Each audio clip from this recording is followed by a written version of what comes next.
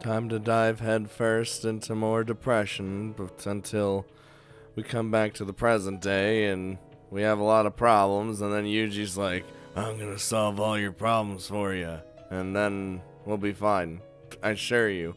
We gotta just go through more sadness along the way.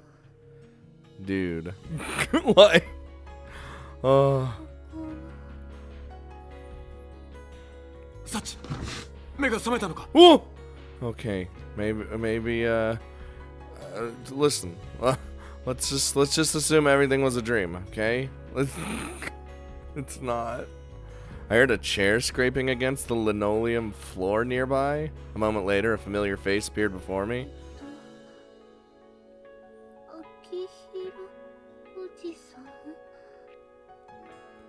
ああ、おじさんだ。Oh. それより体は大丈夫か？どこかが痛かったり気持ち悪かったりしないか？ No, Sachi's just fine. She's more mentally scarred than anything.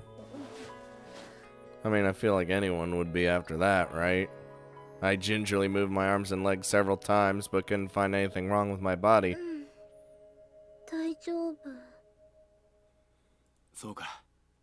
よかった。 Uh-oh, Sachi's gonna be like, where's his mom and dad okay? And it's like... Oh, my uncle smiled broadly at my words, tears in the corners of his eyes. Still a little dopey from waking up, I felt a simple curiosity about the intense emotion so evident in his face. ねえ、おじさん。 Uh-oh. 何かあったの？ Oh, that's a hard question to answer. Oh, when I put the question into words, my uncle averted his eyes, his expression filled with reluctance and pain. お前の両親はサチ。事故にあったんだ。 Yep. 事故。Don't. As I dully repeated my uncle's words, a memory that had slipped cleanly from my mind slowly reemerged. Don't do it. No, Sachi. Sachi, stop. A small park died in the light of the evening sun. No, stop. The smell of burning rubber, the sound of a truck idling, and finally that. Mom and Dad lying in pools of their own blood. Stop. Uh-oh. Oh boy, this is the beginning. The scene flashed before my eyes in perfect clarity. Reflexively, I tried to look away, but there was no escape. And in the next moment, my ears were filled with that awful droning buzz. サチ。 Oh boy. My field of vision grew slowly narrower, and a choking sense of paralysis spread throughout my body. It felt as though my body temperature had suddenly plunged. A violent wave of nausea and a splitting headache attacked me all at once. おいサチ、大丈夫か？ Oh. おじさ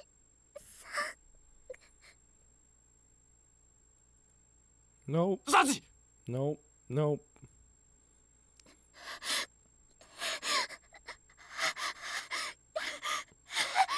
She's been dealing with this ever since that day, too? Jesus. 先生、サチが目を覚ましたんですが、急に苦しみ出して。 Did you hear that fade away as she faded away into darkness? Because of the PTSD that she now has. As the world grew dim before my eyes, I could vaguely make out my uncle shouting desperately for someone's attention. Wait, now I can't see or hear anything. Oh, guess I'm fainting again. Here I go fainting again. The instant the thought ran through my head, I plunged into nothingness. Sachi. Shh.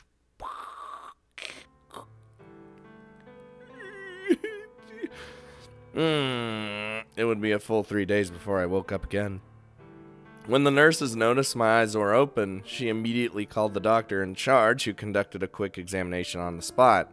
After determining that I wasn't so severely impaired as to cause difficulties in ordinary conversation, the doctor began to explain many things to me. Uncle Akihiro, who came running over to the hospital, soon joined in as well. That day, Mom and Dad had been in a traffic accident right before my eyes. Just as I ran out toward them, a truck with a drunk driver behind the wheel had barreled through the intersection, ignoring a red light. Yep, of course he's fucking drunk. And of course it's a goddamn truck, like everyone was saying in the comments. Had hit head-on by a massive vehicle, which had been traveling at 60 kilometers an hour or more. My dad died instantly from massive blunt force trauma. Yep. Mom had miraculously survived, but at the moment, she was still unconscious, fighting for her life in critical condition. When I learned all this, I didn't cry and grieve, and I didn't explode with anger against the man who'd caused the accident, even though I totally would have. The words the doctor used were really hard to understand, so a lot of the conversation went over my head. That probably had something to do with it. But more than anything else, nothing about this situation felt remotely real to me. Well, it's a situation that's it's a hard situation. やっぱりちゃんと動く。 That night, finally alone in my darkened hospital room, I flexed my legs and arms thoughtfully. No matter how many times I tested it, my body didn't feel injured. I could move just as freely and easily as before. And maybe Dad was dead. Maybe Mom was lying unconscious somewhere in the hospital. But I hadn't seen either of them yet. Well, I doubt they're gonna let you see your dad. So maybe everyone telling me about this accident was just lying. You saw it! But, I mean, you're having... I know you're mentally fucked up right now, so... Maybe if I were to get up out of bed and head straight home, my parents would be waiting for me there. My thoughts persistently returned to those comforting, paper-thin theories. お医者さんが嘘を言うはずないし。 Yeah, that's the logic speaking. And more importantly, in the depths of my mind, a clear memory remained. No, stop. Okay. I know, I get it. The instant my thoughts brushed against that fragment of the past, I could hear my heart throb violently into my chest.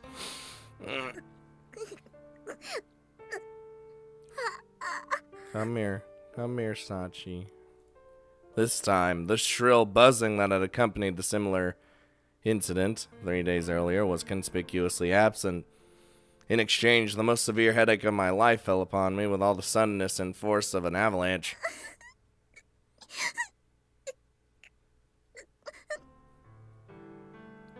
The sharp burst of pain, as if my body was warning me not to touch an open wound, robbed me of the will to think.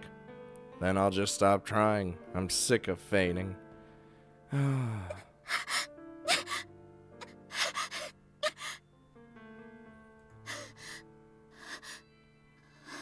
Just Sachi. Shh. It's okay. Shh. As soon as I emptied my mind, the headache vanished with astonishing speed. Okay, good. My breath became easier, and I could feel my heartbeat gradually returning to its normal rhythm.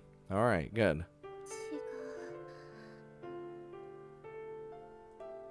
There's something wrong with my body after all. Nothing like this has ever happened to me before that day. 私の頭に残ってるあの光景は。 Like, that entire scene is burned and etched into her mind. As my mind began to reach a conclusion I didn't want to accept, I involuntarily recalled the agony I just endured. If I remember what happened, that pain will come back. The ensuing wave of terror wiped all else from my mind. Pulling the blankets over my head in search of a refuge, I waited for the morning to come. God damn it. Blizzard, why? Hello? Did that accident they keep talking about really happen? Yes. Several days later, that disbelief still lingering in my mind, I was taken to visit my mom in the intensive care unit for the first time. After carefully disinfecting my hands with alcohol, The nurses dressed me up in a hospital gown just like theirs, then finally ushered me into the room, just as they told me my mother was inside. She ain't not doing so well. But the person lying on my bed in front of me wasn't the mom I knew. There was a huge oxygen mask covering her mouth. Bandages were wrapped all around her head. Numerous tubes were sticking out of her body, connecting her to all sorts of machines. The sight reminded me of nothing so much as the Frankenstein monsters I'd seen in movies. Oh. But this was reality. That day, the accident happened exactly as they told me. And now my mom was sleeping in a nest of machines. Oh, god damn it. In the instant I finally perceived that undeniable fact as reality, I was struck by a powerful wave of nausea. Oh, no. The hospital room grew dark before me, and in that darkness, a fuzzy image flickered before my eyes, disappearing for the briefest of moments only to reemerge. Like some pale, indistinct horror bobbing up and down just beneath the surface of a muddy lake. No. Oh, I did not like that sound. Unable to endure the sickness swelling up from the core of my body, I vomited up the contents of my stomach on the spot, and was hastily carried out of the room by the nurse who'd accompanied me. After that, I tried to return to the ICU numerous times, but the outcome was always the same. The moment I saw my mother in the hospital bed, I experienced severe nausea and was quickly removed from the room. My doctor took these events very seriously and eventually forbade me from visiting Mom for the time being. Oh, cause you have... That night, I lied awake in bed until well after the lights had been turned out, unable to fall asleep. I hadn't suffered any real injury, so sitting around all day often left me with too much physical energy. Sometimes I would go an entire day without feeling hungry or lie awake in bed for hours. And today, the things I'd heard during the daytime were also weighing heavily on my mind. I lay in my bed, staring up at the now familiar tiles on the ceiling, and thought about my parents. No, stop, don't. もうこの世界にお父さんはいない。それにお母さんだって。 She might never open her eyes again. Sometimes I'd hear my uncle talking about it with the nurses in lowered tones. Apparently, Mom was sick with something called persistent vegetative state. Oh, from what I could figure out, that meant the possibility she'd wake up again was really, really low. Mom's going to be asleep forever and ever. In other words, I'd never be able to talk to her again. A bitter frustration welled up inside me at the thought. やだ。そんなの嫌だよ。 But no matter how I tried to deny the reality, nothing would change. Even if my parents' job would no longer keep us apart, the blissful days I'd wished for would never return.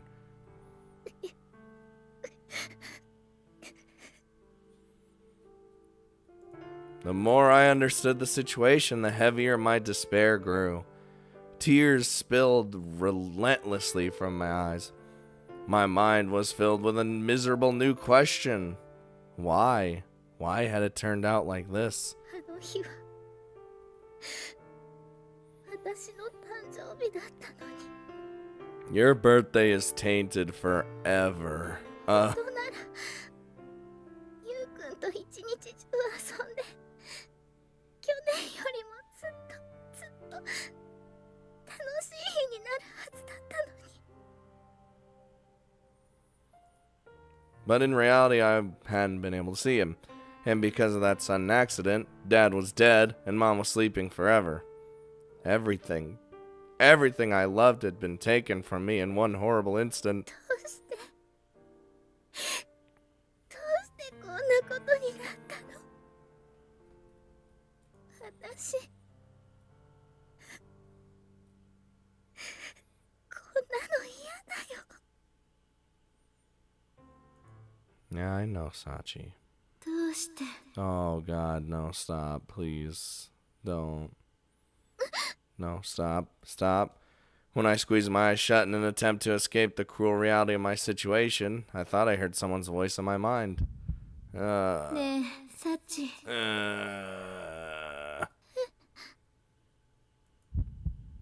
どうしてあの時家を飛び出してしまったの Stop. どうしていい子にしていてくれなかったの I mean, yes. お母さんもお父さんもトラックにはねられてとてもとても痛かったのよ Stop.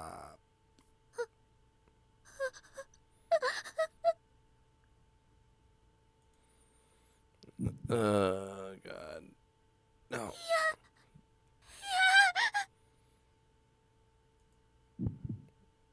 It's so good.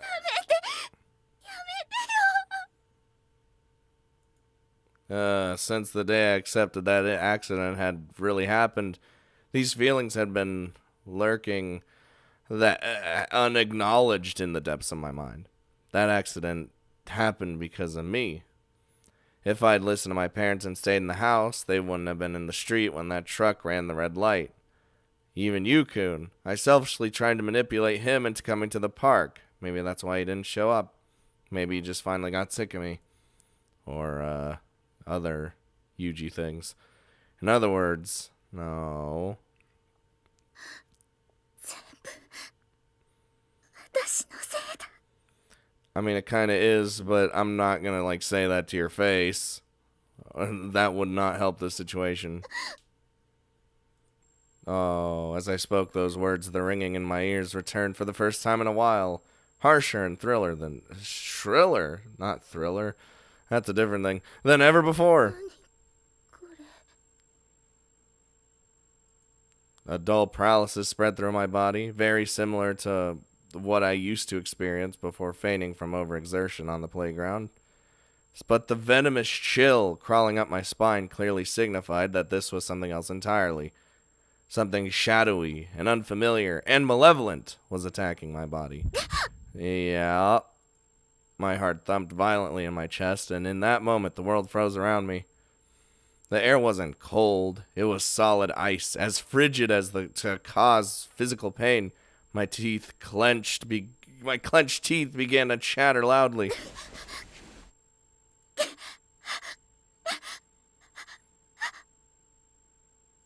My mouth opened wide. I desperately gulped down oxygen in little gasps, every breath a painful struggle. I was wrong, and something even worse is coming next. The voice rang out in my mind again, as I knew it would. Oh, God damn it. サチ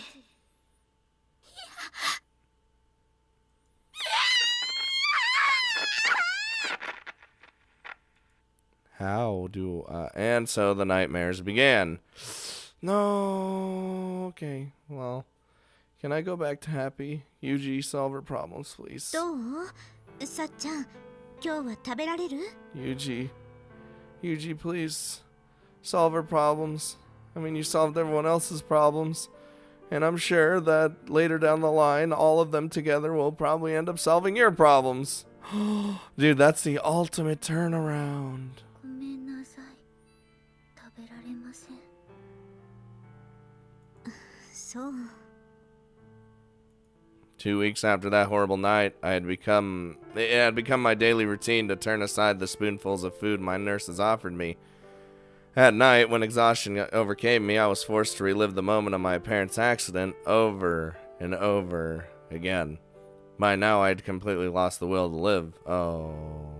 The nightmares didn't just play back my memories of that day. They caused me physical agony incomparable to any suffering I endured while I was awake.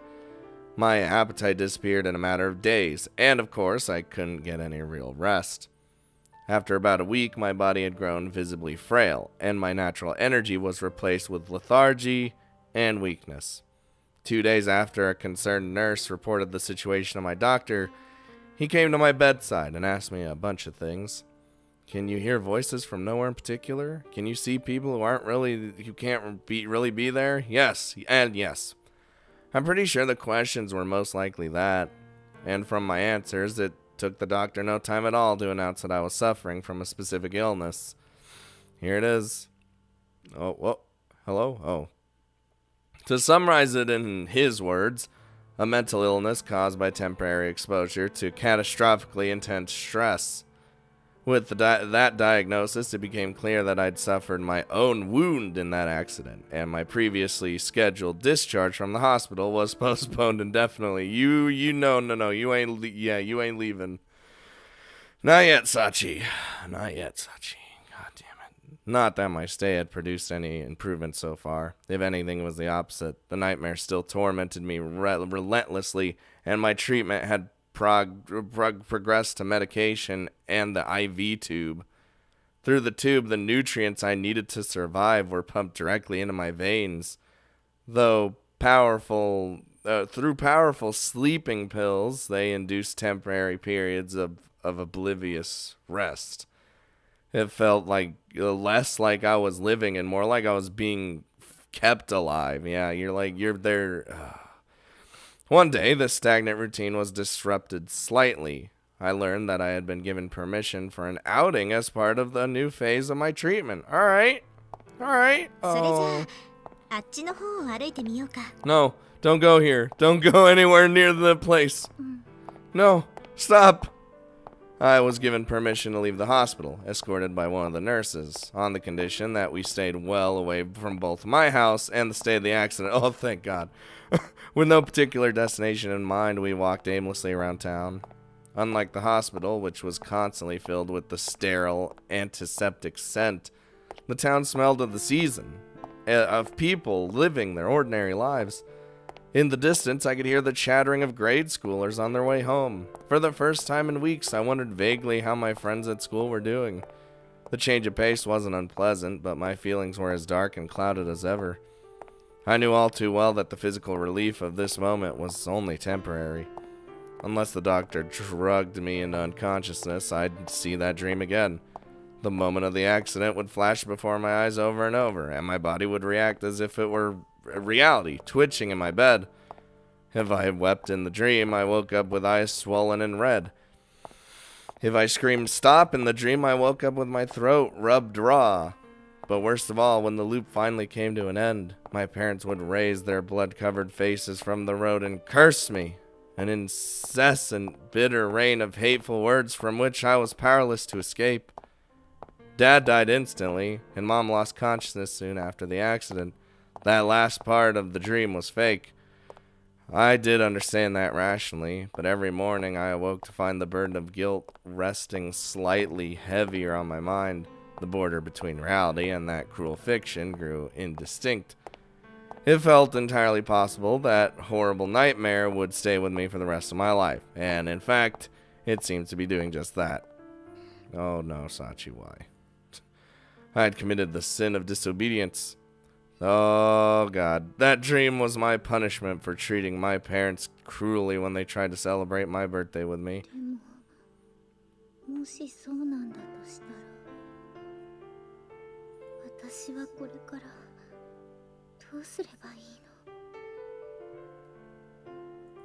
It didn't matter how many times I apologized in my dreams. It didn't matter how much suffering those nightmares brought me. This guilt simply wouldn't disappear. It had already grown from nearly an unendurable. My heart and mind were on the verge of breaking outright, and still I couldn't find anything close to an answer.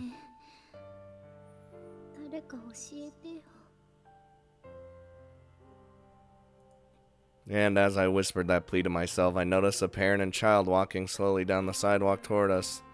A mother, her face clearly troubled, and her young son, yanking rudely at her hand. ねえ、ママ、カツオマンの人形買ってよ。だから、お人形はこの前買ったばかりでしょ。I will never get to experience that ever again. ああ、それでもカツオマンが欲しいの。ささみ怪人と戦わせるんだもん。The poultry poltergeist? What the fuck, Blizzard? もう、またそんなわがままを言って。いつまでも悪い子でいると、みんなマサヤのことが嫌いになって誰もいなくなっちゃうわよ。The moment I heard those words, it was as though an icy hand had seized my heart. やだ、そんなのやだよ。じゃあお人形は我慢しないとね。Oh, god damn it. わかった。そうやってマサヤがいい子でいてくれればお人形もまた買ってあげるからね。The mother and child passed by my side, their expressions completely transformed into smiles. Not like us. Where,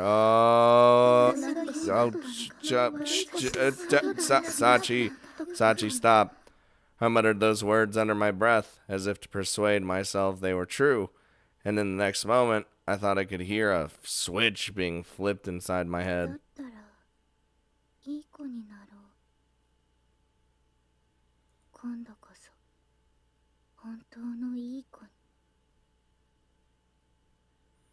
Can't tell if we're making progress or... No, we're happy music. All right, we're good.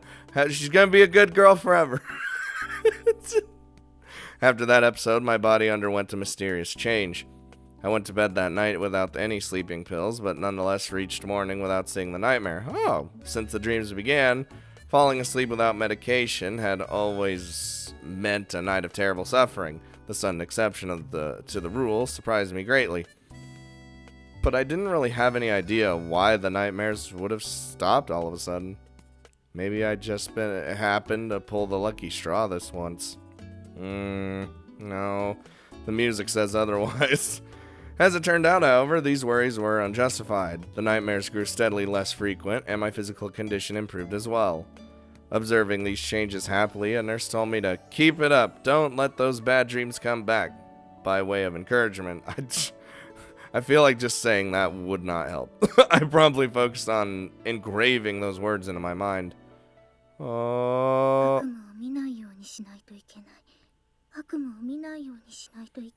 Alright, just don't let him come back, Sachi, it's fine. Every time I whispered the mantra to myself, a voice rang out in my head.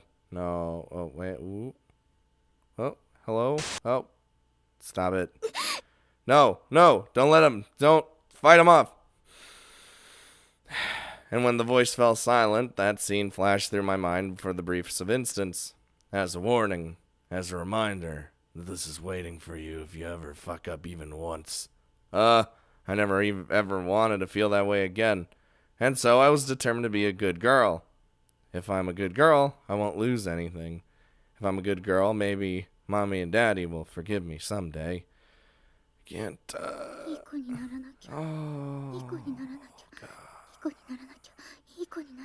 Alright, shh. Over time, my mind was filled with those words. When someone asked me to finish dinner, I cleaned my plate, even if it meant fighting back nausea to stuff food into my stomach. Oh, that's why she doesn't deny any requests. Before long, I was even capable of willing myself into unconsciousness if someone told me to go to sleep right after lights out. Oh, god damn it. Whenever I said those words and nodded my assent, the nurses called me a good girl with smiles on their faces. Good, exactly what you wanted to be. And whenever I heard that phrase, I could feel my sin growing ever so slightly lighter, my sense of self ever so slightly weaker. Oof. Oh, don't stop. Hello? Are we good? It took some time afterward, but eventually I was discharged from the hospital, conditioned on my return for thorough, regular checkups. The reason, naturally, was that my painful nightmares had grown extremely rare and my sleep and eating habits had returned to normal. The rapid and dramatic improvement in my symptoms did quite surprise my doctor and nurses. But I'm fairly sure the adults convinced themselves my little trip outside the hospital for a change of pace had simply succeeded beyond their expectations. Hello? However, the doctors did think it was best for me to leave my hometown and the painful memories it held behind. It was decided that I would live with my uncle Akihiro and his wife at their home in Niigata. I had never visited my uncle's house ever even once until the day I moved out there. But I didn't feel any anxiety about my new life in my new land. I did know that my uncle and auntie were kind people, and above all else, I had a clearly defined path to follow. No matter what my circumstances, I was determined to be a good girl. After all, my new conviction had virtually cured me of those unendurable nightmares. Since Uncle Akihiro was kind enough to carefully prepare everything beforehand, the move went off without a hitch. It was decided that I'd transfer into a nearby school after my first week in Niigata. As it turned out, it was a modestly sized school with a fairly small student body. I was the first transfer student in recent memory and received a significant amount of curious gazes as a result.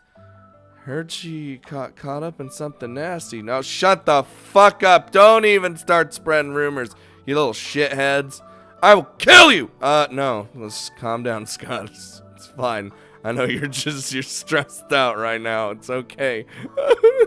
Didn't somebody say she got bullied pretty badly at her last school?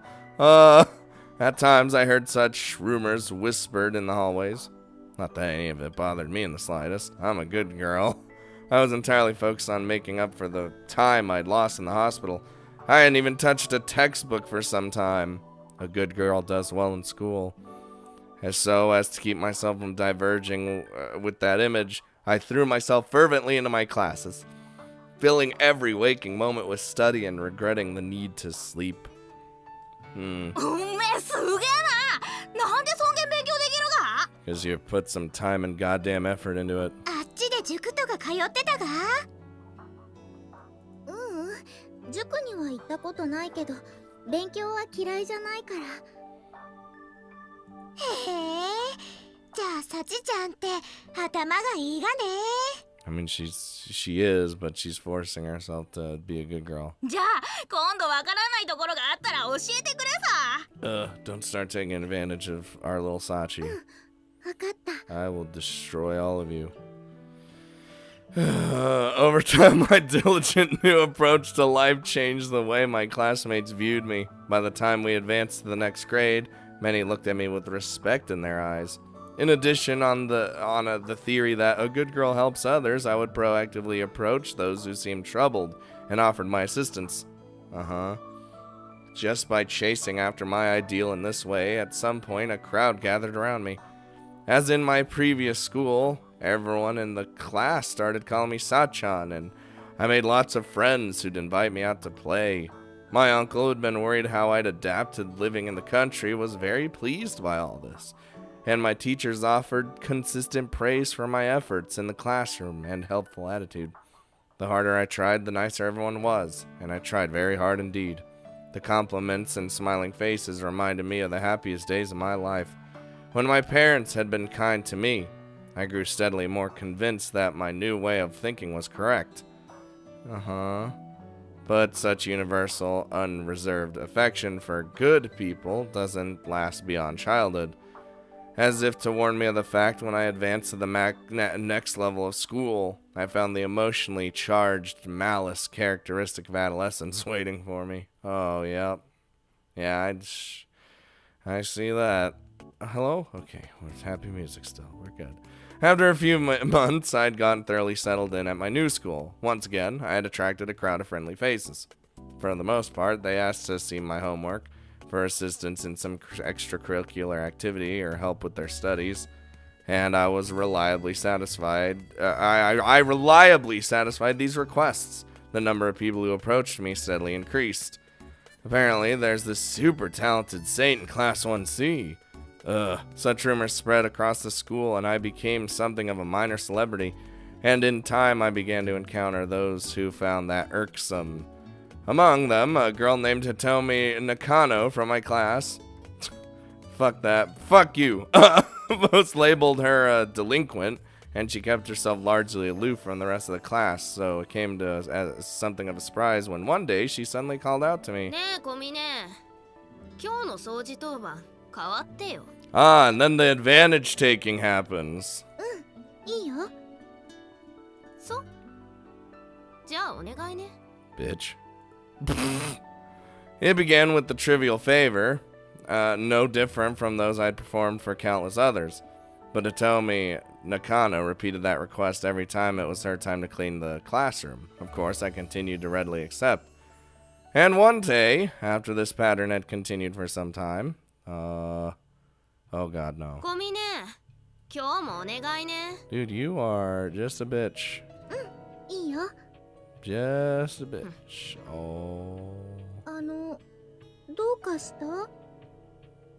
あんたさ、毎回掃除当番変わらせられて、なんとも思わないわけ？ No, she's a good girl. Leave her alone. 思わないけど、どこか変かな。だってさ、私は明らかにあんたのことパシリにしてるんだよ。それっていじめじゃない？ Is taking advantage of being like considered bullying? I guess so. いじめはいじめられる側に自覚があれば成立するって言われているけど。Sachi doesn't actually think that way anymore. だとしたら、私にその自覚はないから、いじめじゃないんじゃないかな。それ、本気で言ってんの？ That's gonna be like, alright, you smart ass. It's like, what? だって、人の言うことを聞くのがいい子で、聞かないのは悪い子でしょ？ I mean, you didn't have. Oh, Jesus, Sachi. 私はその考えに従ってるだけだから。は？じゃあ何？あんた、私が永遠に掃除当番変われって言ったら変わってくれるわけ？ Yes, you don't understand the length she's gonna go to be a good girl. 中野さんがそう言うならそうするよ。 Oh, is she gonna ask her to do even worse shit than? へえ、言うじゃん。 Oh boy, please don't. じゃあさ、掃除当番は変わらなくていいから、一人でこの学校の窓全部拭いて回ってみてよ。 Wow, this bitch is fucked up. Hope she dies. どう？できないでしょ。いいよ。 Can I like tell Sachi to kill this woman and then we'll go about our lives? No. I'll kill the woman and then not me. I mean Yuji. Listen, if she's still alive at this point. Although I accepted Nakano-san's request, she didn't seem particularly pleased. In fact, she clicked her tongue in disgust and stalked right out of the classroom. Alright, Sachi, you don't actually have to do that. Don't listen to her. She's just a delinquent and a bitch. What was she so angry about? Thinking the matter over, I took out a supply of cleaning implements from my locker. She's got the locker still! Dude. And just as directed, I made my way around the school, cleaning the windows. After our classroom, I moved on to the other first-year rooms, the hallway, the faculty room, making steady progress. Dude, that janitor's gonna be thankful, but Sachi, please. Once the school building was closed, however, my pace was slowed somewhat by the need to hide from the patrolling teachers. Oh my god. Nonetheless, I persevered at my task. Even after the sun fell, I continued wiping in dogged silence. What? Sachi.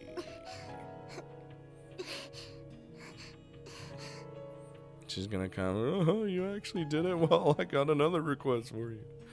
My arms quickly grew heavy from the sustained effort of reaching up to clean the higher windows, and after a few hours my shoulders were screaming with pain. Even so, I kept my hands moving. I had my directions, and I had to obey them. My personal circumstances were completely irrelevant. My body might ache or suffer injury, but neither mattered so long as it could move. If movement were to become impossible, I would simply reassess the situation and attempt to find an alternate means to accomplish my task. At the moment, wiping all the windows in the school clean took priority above all else. How about I say something that overwrites that and you don't have to do it anymore?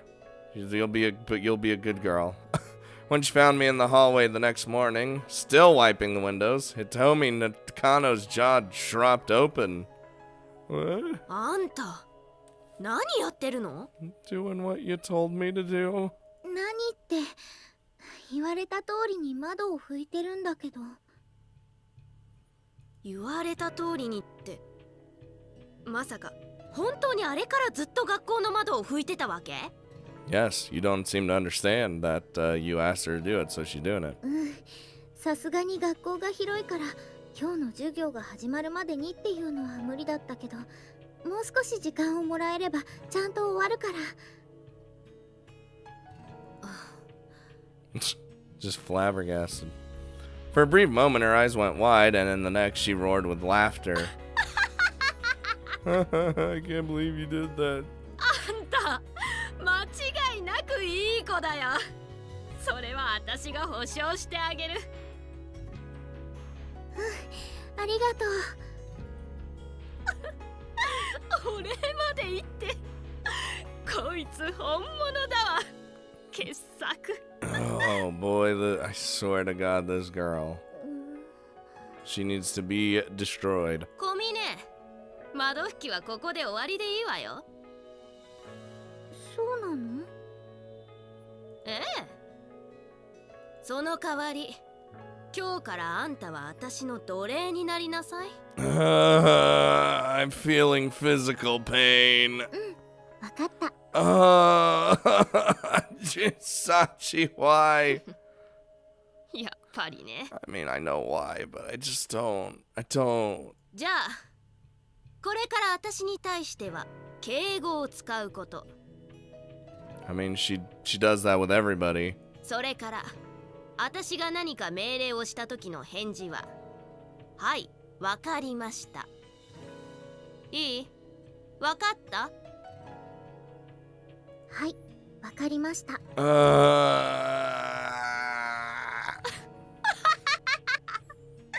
う、それでいいじゃん。えらいえらい。You know when you wish death upon somebody? ありがとうございます。God fucking damn it. I didn't particularly hesitate at the prospect of becoming a slave. If that was what she wanted from me, and if it was within my power to play that role, I had no reason to object. Sachi! And so, having assumed the position of Hitomi Nakano's obedient minion, carrying out her orders became the central element of my new daily routine. Oh, I swear to God. I'm be so bad. 小峰、あとはよろしくね。はい、わかりました。Dude, I'm salty. I can't quite remember how many times we repeated this exchange. It happened too often for me to be sure. My more common duties involved completing her homework by proxy. I fucking knew that's what they were talking about. Helping her cheat on tests, and arranging cruel pranks against those she disliked. There were other requests as well. Every once in a while, she'd call for me in the middle of the night simply to mock me for actually showing up. After laughing with her friends, she would send me right back home. Wow, but that was alright with me. I was her slave, so all I needed to concern myself with was executing her commands. No matter how difficult the order she gave me, through careful thought and diligent effort, I would always find a method of carrying them out. When I succeeded, her mood would often improve. On occasion, she offered a few words of praise for her good girl. But more than anything else, simply obeying someone's instructions was pleasant in and of itself.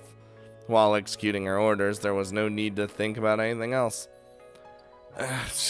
The reason for those orders, the consequences of successfully carrying them out, anything and everything else was totally irrelevant. In those moments, and those moments alone, the burden of guilt I carried with me was lifted from my shoulders, and the image I wanted to erase from my mind more than anything else stayed safely buried away. Therefore, there was nothing wrong about this. Good girl does as she told. I believed absolutely in those words. For me, they had become a kind of faith. Dude. This entire episode is me just going, like making weird noises, because I'm just so fucking, I'm so upset. However, not everyone saw things the same way. After about 2 years as her slave, 2 years, Sachi! Oh my god. Okay. My master began to show signs of discontentment with our arrangement. When I answered her orders with a prompt yes certainly and a nod, I could see a flash of irritation in her eyes. Perhaps as a result, I soon noticed that those orders had begun to escalate in scale and difficulty, and when I returned to report my success, she'd respond only with a displeased grunt. Well, fuck you. Eventually, I asked whether I had done something to offend her. 何でもできることがムカつく。 You're damn right she can do anything more than you could ever could. You can't even do your goddamn homework, you stupid fucking bitch! What? And that was her admitting rather irrational answer. Admittedly. Naturally, I then inquired whether I should fail every so often, but... はあ？あんた私のことバカにしてんの？ No, she's legitimately asking. Because it's fucking Sachi. This inspired only more pronounced scowl. How about we just cut off this deal? でも失敗させてみるっていうのも悪くないわよね。 Oh my god. I'm so... じゃあさ、あんたに最後の命令を出してあげる。 Oh no. 最後の命令。そう。2週間後にある中間テスト。あれ、なくしてよ。 The fuck does that mean? What do you mean get rid of them? テスト？ Like just like actually like the tests that are printed out, you want her to just get rid of them, or what do you mean? 人の言うことを聞くのがいい子だって言うなら、こういうお願いも聞いてくれるよね。 No, that is not being a good girl, Sachi. どうなの？やれるの？ That's being evil. はい。私はいい子ですから。I get it. I know. I get why Sachi's like this, but come on, Sachi. 言ったわね。いい？一度やるって言ったんだから、絶対やんなさいよ。後で、やっぱりできませんでした。すみませんって謝ってきても、私は絶対に許さないからね。We don't need no forgiveness from some... はい。わかりました。 Oh, I'm so mad. Like, actually. From the moment I nodded my head, it was perhaps all but decided that I would end up in Mom Academy. When she asked me if I was up for it, I heard a voice screaming, "Don't," from some corner of my mind. But soon enough, as the image of that day began to flicker its own warning before my eyes, that voice of caution was obliterated without trace. Oh boy. Oh. Hello? We good? For the next few days, I frantically racked my brains in search of a method to get rid of the scheduled midterm tests. How? How about stealing the tests before they can copy them? No, even if I were to find the originals, the tests would be recreated. At most, I would earn a brief delay. In that case, how about copying the test secretly and bringing her the answers? No. While that might ensure her a perfect score on the exams, the tests themselves would be held as usual. どうすればいい？ How was about we don't do that? どうすればテストをなくすことができるの？ You know what, Sachi? If you can't beat him, join him. How about you set the school on fire? That'll help. That'll help get rid of the goddamn tests. Oh god, don't. Scott, stop saying things. They'll actually fucking happen in this game. The more ideas I ran through, the more I realized the enormous difficulty of the task in hand. My focus grew slowly more intense and obsessive. My thoughts ran in circles. To make matters worse, as the days of the test grew inexorably closer, I began to see the familiar nightmares I had thought behind me. No, and so driven slowly but surely into desperation, I finally arrived at my conclusion. She's gonna fucking do it, dude. Dude, I will lose my goddamn mind if she actually does what I think she's gonna do. だったら学校をなくしちゃえばいいんだ。 God damn it! I knew she would reach that conclusion! 学校がなくなってしまえばテストも授業も全部なくなってしまう。Now it's only a matter of how she's going to do that. Will it be fire? Will it be driving a construction vehicle through it? The moment I spoke those words, my ears filled with a high-pitched, almost nostalgic buzzing, and my consciousness was shrouded in fog. Oh no. I tell me. That's just too much for me today. Sachi, I swear to God, if you burn this fucking school down, I will never say any more things ever again. Because I don't want them to come true. I feel like I'm a prophet.